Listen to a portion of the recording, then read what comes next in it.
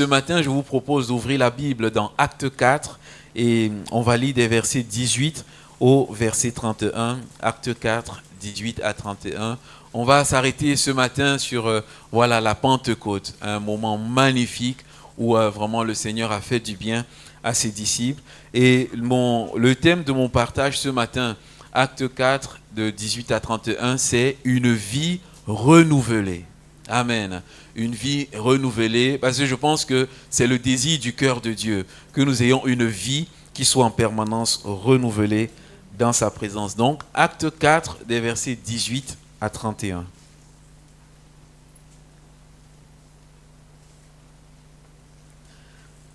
Et les ayant appelés, ils leur défendirent absolument de parler et d'enseigner au nom de Jésus. Pierre et Jean leur répondirent: jugez s'il est juste devant Dieu de vous obéir plutôt qu'à Dieu, car nous ne pouvons ne pas parler de ce que nous avons vu et entendu. Ils leur firent de nouvelles menaces et les relâchèrent, ne sachant comment les punir à cause du peuple, parce que tous glorifiaient Dieu de ce qui était arrivé. Car l'homme qui avait été l'objet de cette guérison miraculeuse était âgé de plus de 40 ans. Après avoir été relâchés, ils allèrent vers les leurs et racontèrent tout ce que les principaux sacrificateurs et les anciens leur avaient dit.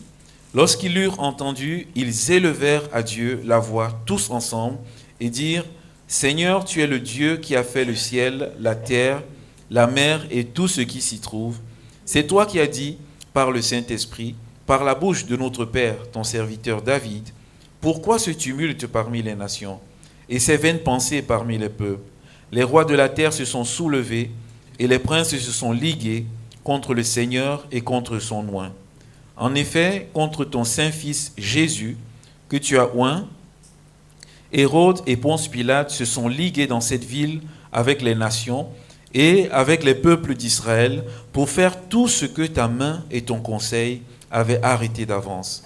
Et maintenant, Seigneur, vois leurs menaces et donne à tes serviteurs d'annoncer ta parole avec une pleine assurance en étendant ta main pour qu'il se fasse des guérisons, des miracles et des prodiges par le nom de ton Saint-Fils Jésus.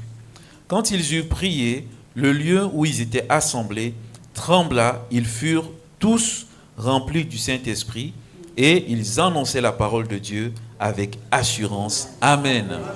C'est un passage, lorsque nous lisons, on est toujours renouvelé, revigoré. Et on voit ici, c'est la seconde Pentecôte de l'Église. En Acte 2, l'Église a reçu la première Pentecôte. Entre Acte 2 et Acte 4, il se passe beaucoup de choses. Amen. Mais à un moment donné de la vie de l'Église, il y a eu ce moment où le Seigneur a envoyé une seconde Pentecôte. Et moi, ce qui me marque tellement, c'est que la Bible dit ici, tous furent remplis du Saint-Esprit. Voilà le désir du cœur de Dieu, voilà sa volonté, c'est que toute son Église, qu'il n'y ait même pas un qui ne soit pas rempli. Amen. Il veut tous nous remplir. Et je veux encore vraiment nous encourager, aspirons à être remplis du Saint-Esprit. Ça peut arriver ce matin qu'on va prendre un temps tout à l'heure où on va encore adorer un tout petit peu le Seigneur, et on va s'attendre. Alléluia. Peut-être que déjà ce matin, pendant le temps de louange et d'adoration que nous avons eu, il y a certains qui ont été remplis du Saint-Esprit. Peut-être qu'il y a d'autres qui ont même été renouvelés du Saint-Esprit. Amen. C'est le désir vraiment de notre Seigneur que nous puissions être renouvelés. Parce que, vous voyez, de temps en temps dans notre vie, quand on marche, comme ici, ils ont reçu des menaces. De temps en temps dans nos vies, il y a tellement de choses qui peuvent être là, qui peuvent diminuer notre vigueur, diminuer notre ferveur. Et on a besoin en permanence d'aller auprès de Dieu afin que Dieu nous renouvelle. L'apôtre Paul, quand il parlait aux Éphésiens, il leur donnait ce conseil dans Éphésiens 5, 18. Il dit, ne vous enivrez pas de vin, car c'est la débauche. Mais il leur dit, soyez remplis du Saint-Esprit. Et dans cette pensée, soyez remplis du Saint-Esprit, en fait, la pensée littérale, c'est soyez continuellement remplis du Saint-Esprit. Je ne sais pas, on a déjà vu des fontaines qui coulent en permanence. Alléluia. Et l'idée de Dieu, en fait, c'est ça. C'est qu'il y a la fontaine du Saint-Esprit qui coule et qu'en permanence, notre cœur soit comme ce verre d'eau ou encore, comme j'aime souvent le dire, comme un grand baril qui soit toujours là où le Saint-Esprit est tout le temps en train de remplir. La plénitude du Saint-Esprit, bien aimé, c'est possible et c'est disponible pour chacun de nous. Nous avons tellement besoin et on ne l'a pas lu, mais des versets 32 au verset 37, quand on voit le résultat de ce qu'a produit la plénitude du Saint-Esprit, on se dit, Seigneur, renouvelle-nous. Alléluia. Seigneur, renouvelle ton Église. Quand on lit 32 à 37, on voit que l'Église était unie. L'Église était d'un seul cœur, une seule âme. On voit qu'il y avait le soutien fraternel, le soutien matériel qui était là. Ceux qui n'en avaient pas, ils recevaient de ceux qui avaient. En tout cas, il y avait toute une alchimie qui était là. On pourvoyait aux besoins des uns des autres. L'Église était remplie d'amour, remplie de vie. Ils avaient plaisir à être ensemble. Alléluia. Et la Bible dit ceci, que les apôtres rendaient avec force témoignage de Jésus. Amen. Alors qu'au-dessus, on a voulu fermer leur bouche, lorsqu'ils ont été remplis du Saint-Esprit, ils ont commencé à témoigner partout de Jésus. Et les âmes ont été touchées, les cœurs ont été transformés. Et surtout, la Bible dit qu'il y a une grande grâce qui reposait sur eux tous. Amen. Et je dis, Seigneur, on a tellement besoin d'être remplis de l'Esprit, de telle sorte que cette grande grâce puisse reposer également sur chacune de nos vies, et à telle enseigne que même ceux qui sont tout autour de nous, en étant à notre contact, ils puissent voir que voilà, il y a quelque chose de particulier qui est là, et puis avoir le désir d'avoir ce qu'on a. Amen. Parce que ce qu'on a, l'apôtre Pierre et l'apôtre Jean, ils ont dit à ce paralytique, tu viens vers nous, tu fais en quelque sorte la manche, mais il dit simplement ceci, nous n'avons ni or ni argent, mais ce que nous avons, au nom de Jésus, lève-toi et marche. Nous savons que le nom de Jésus est puissant, c'est tout ce que nous pouvons te donner. Et le Seigneur veut que nous aussi nous puissions donner ce nom de Jésus.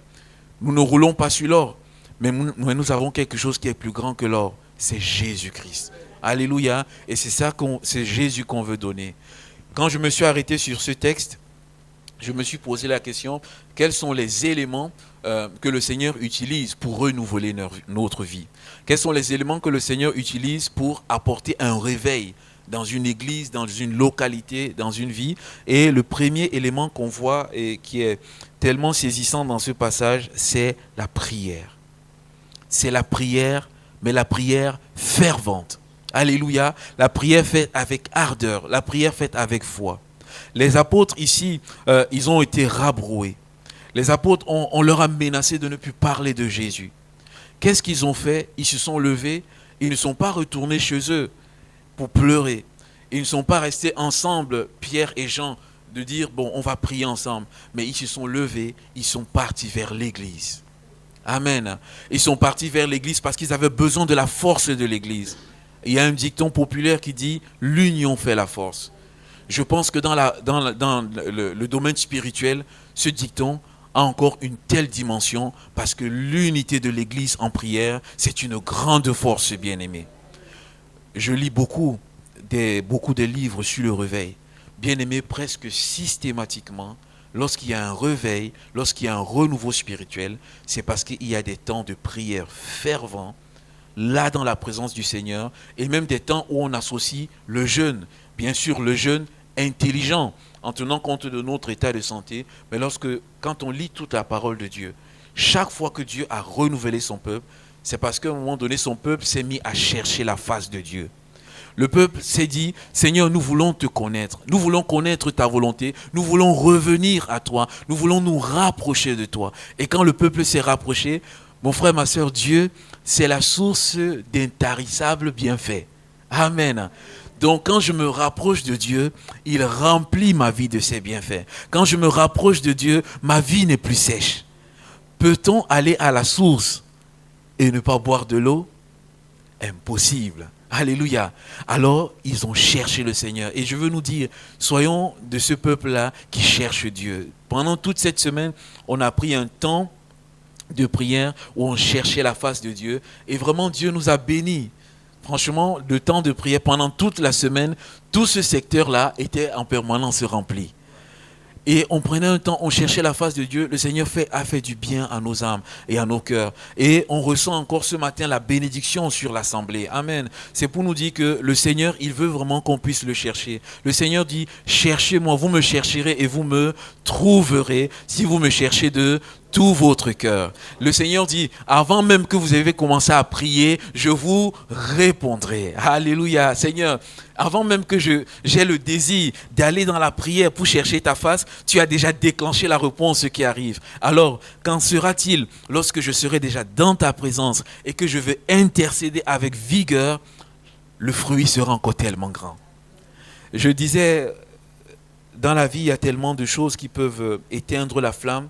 Les disciples ont été menacés, mais s'il y a une interdiction de parler de Jésus, des fois il peut y avoir les intimidations, des fois il peut y avoir la peur, des fois il peut y avoir les soucis de la vie, des fois il peut y avoir les inquiétudes qui viennent comme refroidir notre zèle pour le Seigneur. Vous savez, on vit dans un monde tellement anxiogène, on entend tellement de choses, à telle enseigne qu'à la fin de la journée, on est tellement fatigué, même le temps même de prier le Seigneur, c'est compliqué, parce qu'on a tellement entendu de choses. Mais je veux nous dire, alors qu'on est dans cette atmosphère, deux fois le soir, quand tu es en train de rentrer et que peut-être c'est compliqué, si tu es en train de descendre là, fais un petit tour, rentre dans la salle de prière le vendredi, prends le temps de prière avec les bien-aimés, le Seigneur va te remplir, il va te renouveler, alléluia, parce que dans la communion fraternelle, le Seigneur y bénit. La Bible nous parle du psaume 153, le psaume 133, autant pour moi. Il dit qu'il est agréable et qu'il est doux pour les frères et sœurs de demeurer ensemble. Il dit, c'est là où le Seigneur envoie la bénédiction. Et est-ce que quelqu'un connaît la suite? La vie pour l'éternité. Il envoie la bénédiction. Cette bénédiction, ça peut être la guérison, ça peut être une porte qui est ouverte. Mais le psalmiste rajoute, il envoie la vie.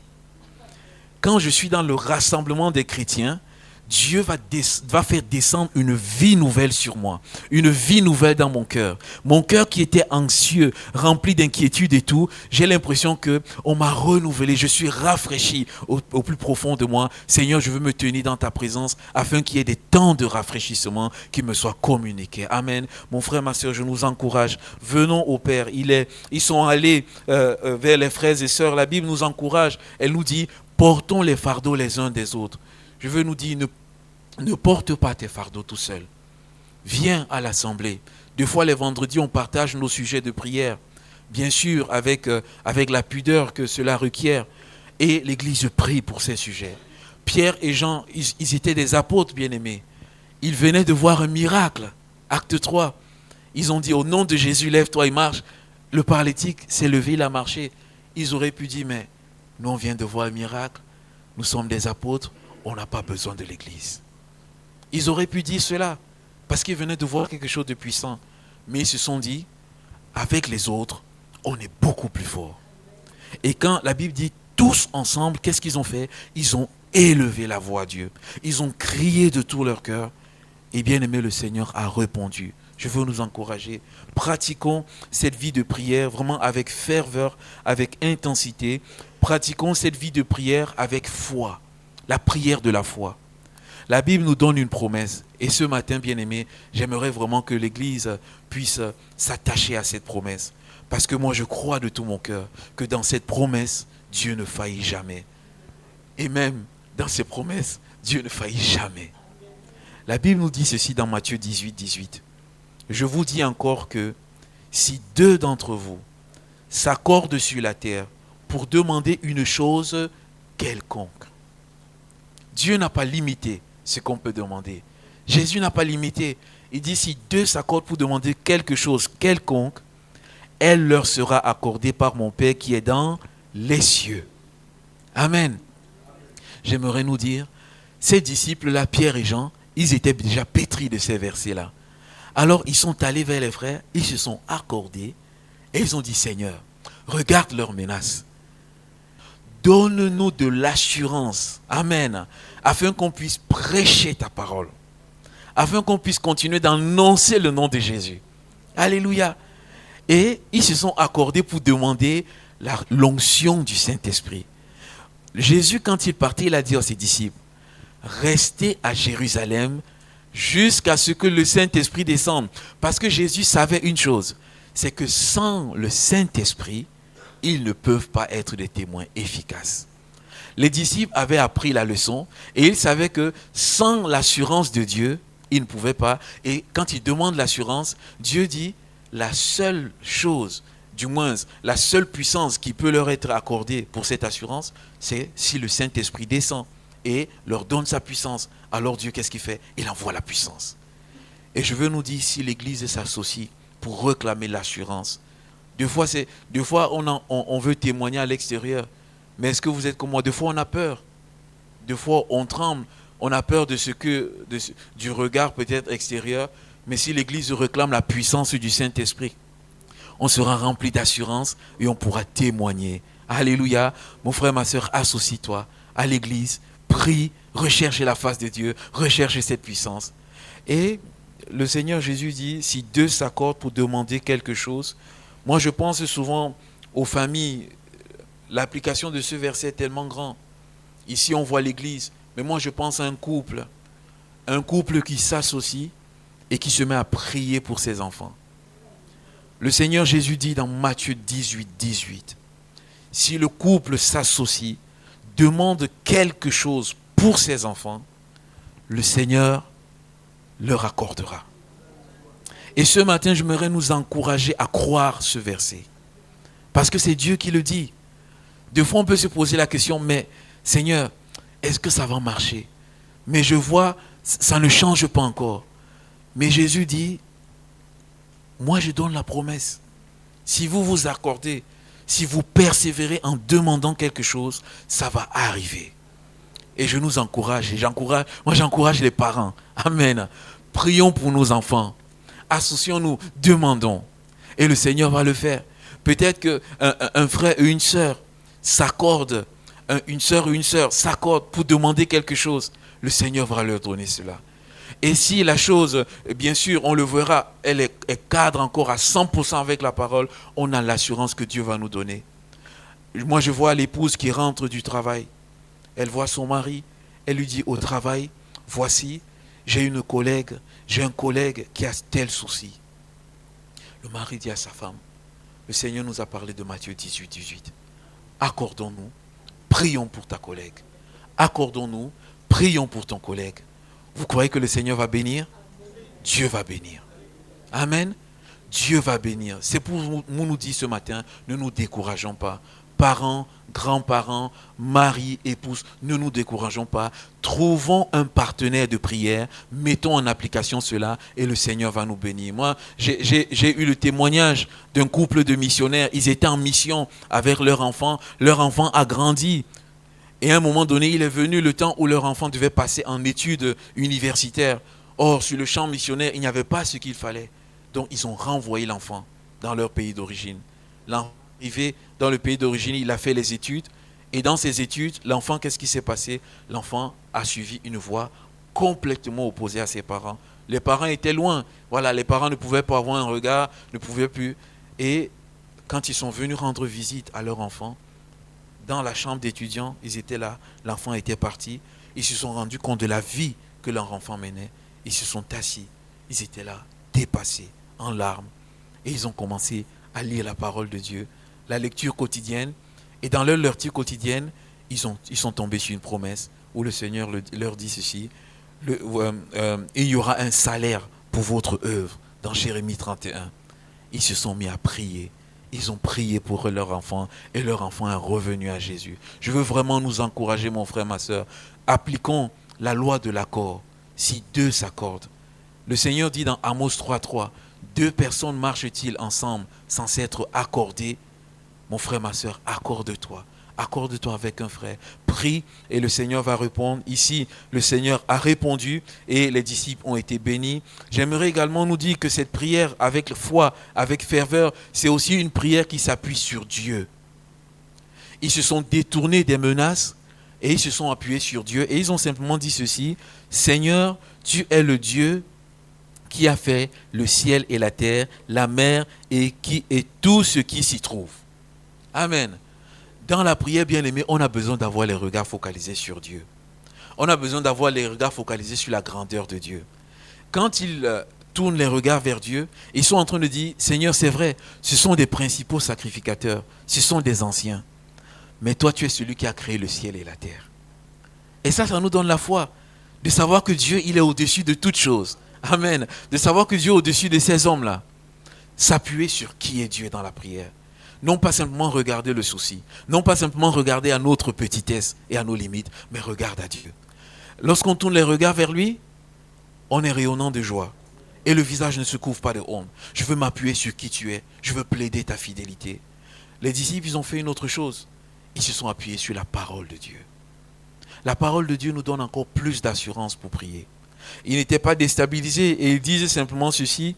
C'est toi qui as dit par le Saint-Esprit, par la bouche de notre Père, ton serviteur David, pourquoi ce tumulte parmi les nations et ces vaines pensées parmi les peuples? Les rois de la terre se sont soulevés et les princes se sont ligués contre le Seigneur et contre ton nom.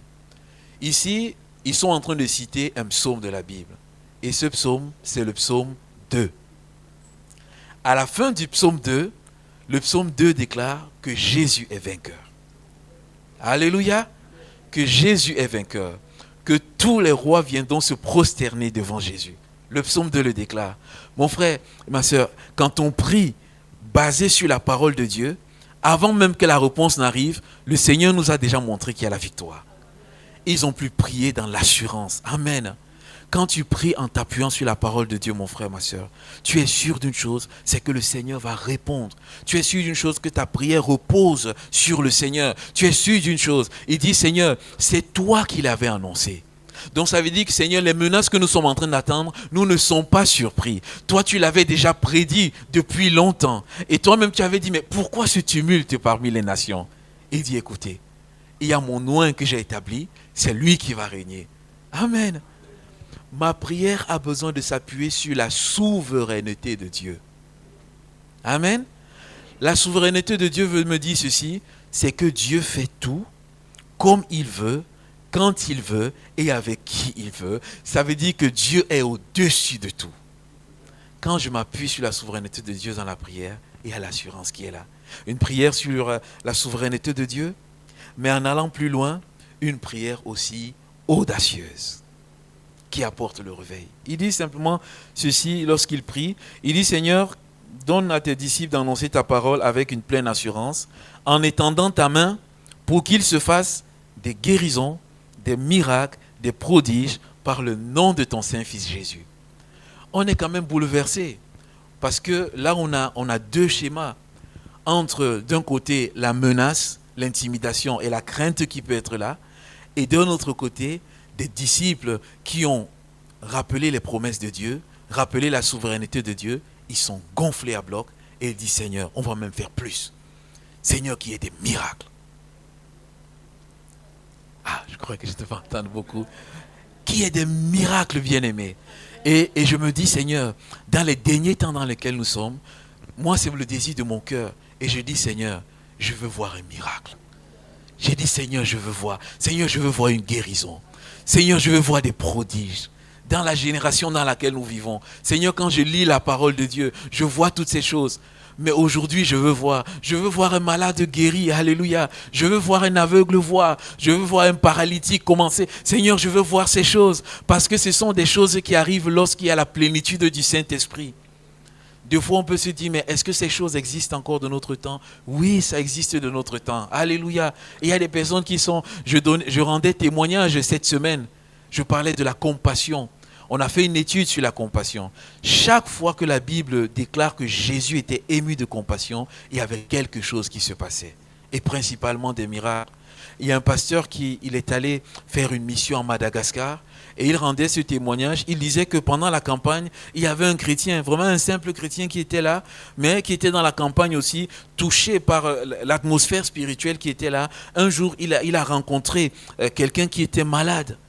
Il a simplement été ému de compassion pour cette personne qui est malade. Il est simplement venu, il a entouré cette personne qui était malade. Et cette personne a été guérie.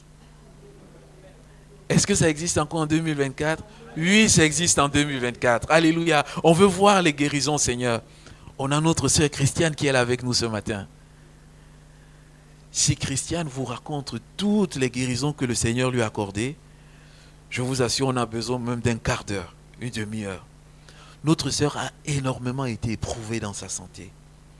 Mais Dieu l'a guérie d'un cancer. Elle est là. Dieu l'a guérie d'un cancer. Elle est là avec nous. Les médecins confirmaient la guérison. Ils ont rédigé un certificat et ils ont dit qu'elle était guérie du cancer. De 3 cancers. Ce matin, pas ce matin. Ce matin, nous avons quelqu'un qui a été guéri de 3 cancers. Est-ce que le Seigneur guérit encore aujourd'hui? Je veux dire oui. Seigneur, peut-être dans mon esprit, il y a le doute, il y a toutes sortes de choses, peut-être l'incrédulité. Mais Seigneur, ce matin, j'ai quelqu'un qui a été guéri de 3 cancers. Amen. Et je veux m'attendre à toi. Bien-aimé, dans nos temps de prière, dans la recherche du Saint-Esprit, de dire, Seigneur, je veux voir ces guérisons. Seigneur, je veux voir ces miracles. Étends ta main sur nous et que ton nom soit glorifié. Bien-aimé, il y a la prière persévérante, mais je veux m'arrêter en dernière partie sur un autre point. Voyez-vous, ils ont été interdits de prêcher le nom de Jésus. Ils ont été interdits de parler dans le nom de Jésus. Et je veux nous dire ce matin, le nom de Jésus est puissant. Jésus, quand il partait, il a dit ceci à ses disciples, la repentance et le pardon des péchés seront prêchés en son nom. Dans notre monde, vous pouvez parler de Dieu, il n'y a pas de souci, on accepte. Mais quand on commence à parler de Jésus, il commence à avoir un problème. Jésus bien-aimé, il est celui qui guérit. Il est celui qui restaure. Il n'y a de salut en aucun autre, seulement en Jésus. Il y a l'entrée au paradis en aucun autre, mais simplement en Jésus. Il y a la puissance dans le sang de Jésus pour purifier mon cœur, pour me protéger, pour me restaurer, pour me guérir. Jésus a dit, tout ce que vous demanderez en mon nom, le Père vous l'accordera. Voilà la raison pour laquelle Jésus est combattu. Parce que lorsque une âme commence à s'attendre à Jésus, elle va voir des miracles dans sa vie. Sa vie va être changée, sa vie va être transformée. Vraiment, je veux nous encourager. Croyons dans la puissance du nom de Jésus. Non pas simplement que lorsque nous terminons nos prières, on dit au nom de Jésus, au nom de Jésus. Mais lorsqu'on parle du nom de Jésus, on parle de sa personne. On parle de sa vie qu'il a vécue sur la terre. On parle de là où il est en ce moment dans le ciel. On parle de toute sa puissance. Lorsqu'on invoque le nom de Jésus, on invoque sa présence. On est en train de dire, lorsque je prie au nom de Jésus, je suis en train de dire, Seigneur Jésus, toi-même viens et agis dans la vie de la personne. Ça, c'est la puissance du nom de Jésus. J'aimerais que son assemblée, chacune de nos vies, croit encore à nouveau dans la puissance du nom de Jésus. Amen. Le nom de Jésus est tellement puissant. Et moi, je me dis, on a besoin de ramener nos prédications à Jésus. Nos prédications ne sont pas centrées sur nous-mêmes. Nos prédications ne sont pas centrées sur la tradition. Nos prédications ne sont pas centrées sur nos coutumes. Nos prédications ne sont même pas centrées sur nos convictions. Je peux avoir mes convictions, elles sont bonnes. Si elles sont centrées sur Jésus, c'est encore magnifique. Mais il faut que tout soit centré sur Jésus. L'apôtre Paul avait dit ceci, nous ne nous prêchons pas nous-mêmes, mais nous prêchons Christ. Alléluia. Il dit, je ne veux rien savoir d'autre, si ce n'est Christ crucifié et Christ crucifié. Alléluia. Parce que c'est à la croix de Golgotha que ma chair a été crucifiée. Je peux faire tous mes efforts pour crucifier ma chair, pour crucifier le péché. Le lendemain, dès que je me lève, j'ai encore les mauvaises pensées, j'ai encore les mauvais désirs. Mais lorsque je fais appel au nom de Jésus, mais lorsque je fais appel à la croix, Jésus va crucifier ma chair et Jésus me donne la liberté. La liberté, c'est dans le nom de Jésus. Jésus communique la vie, il est le chemin, la vérité et la vie. Si une assemblée veut avoir la vie, qu'est-ce qu'elle fait? Elle élève le nom de Jésus. Si un chrétien veut vivre dans la vie abondante, qu'est-ce qu'il fait? Il met Jésus au centre. La Bible, quand elle nous parle du Saint-Esprit, et notamment de la bouche de Jésus, Jésus, quand il parle du Saint-Esprit, il dit l'Esprit viendra, il ne parlera pas de lui-même. Pourtant, le Saint-Esprit est Dieu, bien-aimé. Le Saint-Esprit est Dieu. Mais le Saint-Esprit ne parle pas de lui-même. Il dit, le Saint-Esprit me glorifiera. C'est-à-dire le Saint-Esprit parlera de moi, le Saint-Esprit me mettra au plus haut sommet, au pinacle de tout. Donc ça veut dire que dans ma vie, au fur et à mesure que je me focalise sur Jésus, que j'aime Jésus, que j'élève Jésus, que j'aime ses enseignements, le Saint-Esprit dit simplement, lui il m'intéresse. Amen. Il dit, lui il m'intéresse parce qu'il est en train de faire ce que moi je suis venu faire. Alors qu'est-ce que l'Esprit de Dieu fait? Lui qui est le consolateur. Et le consolateur qui veut dire l'associé, il vient spirituellement tenir ma main et il marche avec moi. Quand il commence à marcher avec moi, il me révèle davantage qui est Jésus. Quand je lis les Écritures, même quand je vais lire le Cantique des Cantiques, je vais dire, oulala, mais ce livre de la Bible parle trop de l'amour. Ouïe. Qu'est-ce qui se passe dans la Bible? Mais quand je lis le livre des Cantiques et que j'aime Jésus, le livre des Cantiques, l'Esprit de Dieu va me dépeindre la présence de Jésus. Le livre des Cantiques va me montrer que Jésus, c'est le bien-aimé. Que l'Église, c'est la bien-aimée. Le Cantique des Cantiques, il va décoller mon oreille juste d'une vision physique de l'amour, mais pour la mettre dans une vision spirituelle. Le Cantique des Cantiques, la bien-aimée dit ceci: mon bien-aimé est à moi et je suis à mon bien-aimé. En mathématiques, c'est une relation exclusive. C'est-à-dire qu'il n'y a pas une troisième personne qui se met au milieu. Quand on est touché par le Saint-Esprit dit, l'Église est à moi et moi je suis à l'Église. L'Église est l'épouse de Jésus. Un bon mari, il prend soin, il fait en sorte que sa femme ne soit inquiétée de rien du tout. Et cette femme-là, quand elle vit avec ce mari, vous voyez, c'est une femme rayonnante. Elle est... C'est une femme rayonnante. Elle est dans la paix. Elle est dans la sérénité. Elle n'est pas dans la tranquillité. Elle n'est pas dans le stress. Elle n'est pas dans l'angoisse. Elle n'a pas peur, bien-aimée. Elle a confiance. Elle est comme la femme du Proverbe 31. Son mari a confiance en elle. Ses enfants la louent aux portes de la ville. Ses enfants disent, oh là là, notre maman, c'est la meilleure des mamans. Notre maman, c'est la plus belle des mamans. Oh, il n'y a pas de maman comme notre maman. Pourquoi? Parce que le papa, il prend soin de sa maman. De son épouse, autant pour moi. Quand le mari prend soin de son épouse et que les enfants voient cela, les enfants sont contents. À un moment donné, même la fille va venir, elle va dire, mais maman, mais papa c'est mon mari. Hein. Ben oui.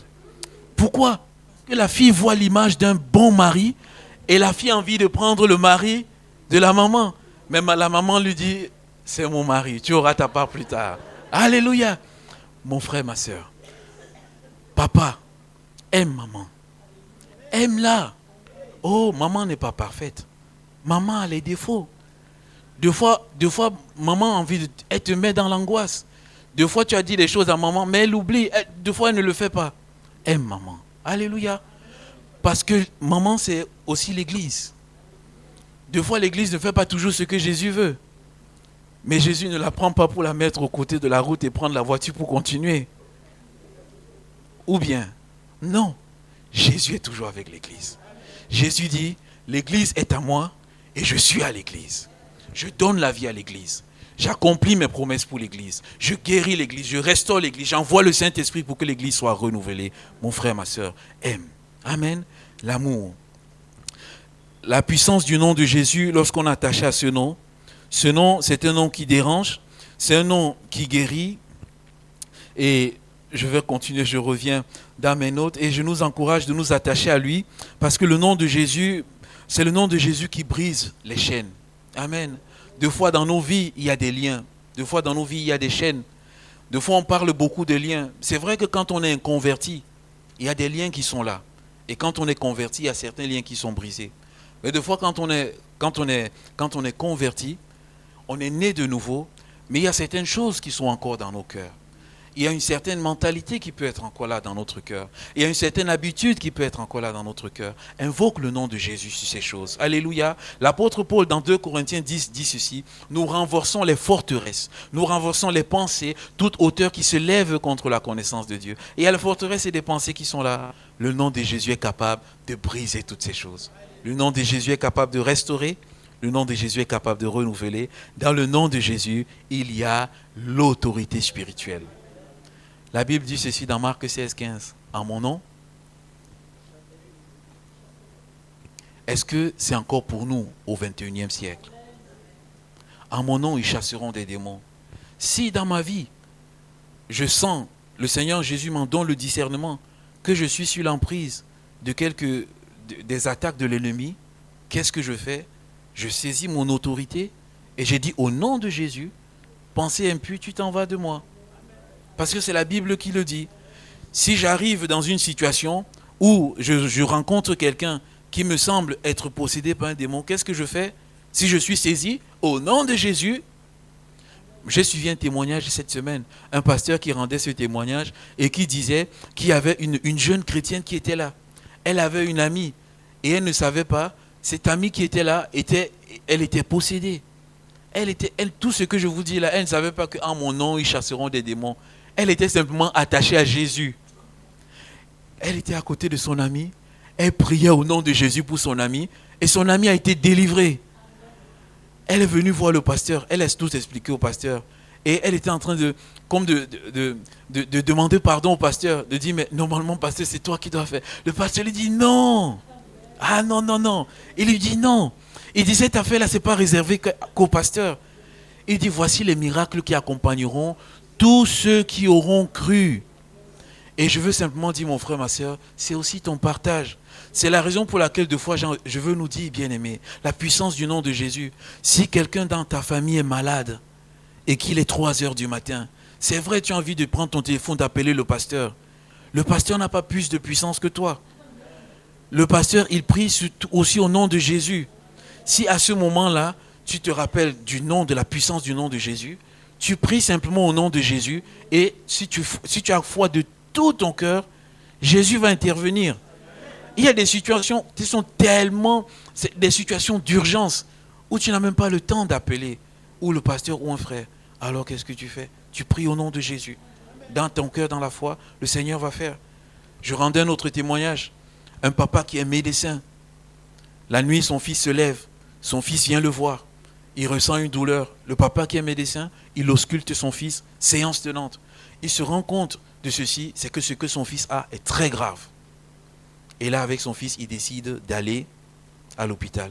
Mais avant d'aller à l'hôpital, il dit à son fils, on va prier. Et ils ont prié au nom de Jésus.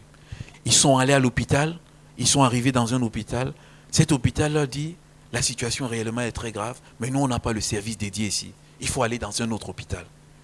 Il fallait au fils 4 heures. Et il passait. Le papa s'en va dans l'autre hôpital. Quand ils arrivent dans l'autre hôpital, on fait l'examen. Le fils est guéri. C'est le pasteur qui rend témoignage. Ils n'ont pas eu à appeler le pasteur. Il y a des situations d'urgence où il faut le faire. On a notre sœur Véronique ce matin. Je bénis le Seigneur parce que dans l'assemblée de Saint-Fond, on expérimente tellement de choses. Alléluia. Et mon désir, c'est qu'on expérimente encore plus. On a notre sœur Véronique là avec nous. Je lui ai rendu visite dans la semaine. Et elle me partageait un témoignage. Son mari a eu un souci de santé. Très très grave. Il était en train de partir. Qu'est-ce que notre sœur a fait? Elle a commencé à crier le nom de Jésus. Elle a commencé à prier le nom de Jésus sur son mari. Et ensuite, elle a appelé les pompiers. Le beau-frère était là. Il voulait appeler. Il dit non, pour l'instant, on n'appelle pas. On prie d'abord Jésus. Amen. On invoque d'abord. Elle a invoqué. Je peux lui donner le micro. Elle va rendre témoignage. Elle a invoqué le nom de Jésus. Les pompiers, quand les pompiers sont venus, elle était toujours en train d'invoquer le nom de Jésus. Son mari est parti à l'hôpital. Il est sorti des soins intensifs. Quand j'étais dans la visite, il était là. Domingos, il était là. Il était à côté de moi. Il parlait distinctement. Alors qu'il était en soins intensifs, intubé partout, il était prêt de partir. La puissance du nom de Jésus. Simplement ce matin, c'est 2 choses. Une prière fervente, une prière remplie de foi, une prière audacieuse, une prière qui s'appuie sur Dieu, sur la souveraineté de Dieu et la puissance du nom de Jésus. Avec déjà ces 2 choses, bien-aimés, on va vivre un temps de réveil. Alléluia. Cette semaine, on l'a vécu. Il y a plusieurs qui ont été guéris. Et moi, je dis, Seigneur, tu n'as pas fini avec nous. Tu vas encore nous montrer davantage de choses. Parce que tu as dit, en vérité, je vous le dis, celui qui croit en moi, il fera les mêmes œuvres que je fais et il fera de bien plus grandes parce que je vais au Père. Parce que je vais au Père. Et qu'est-ce qui va se passer quand je vais au Père? J'enverrai le Saint-Esprit et avec la marche avec l'Esprit, tout est possible. Amen. Ce matin, bien-aimé, j'aimerais qu'on puisse prier. De dire, Seigneur, renouvelle ton assemblée. Renouvelle-nous dans ta présence. Renouvelle-nous dans le Saint-Esprit. Renouvelle-nous dans la prière fervente. Renouvelle-nous, Seigneur, dans la foi dans tes promesses. Seigneur, dans ce Matthieu 18, cette promesse phare du partage ce matin, Seigneur, donne-moi de croire à ces choses.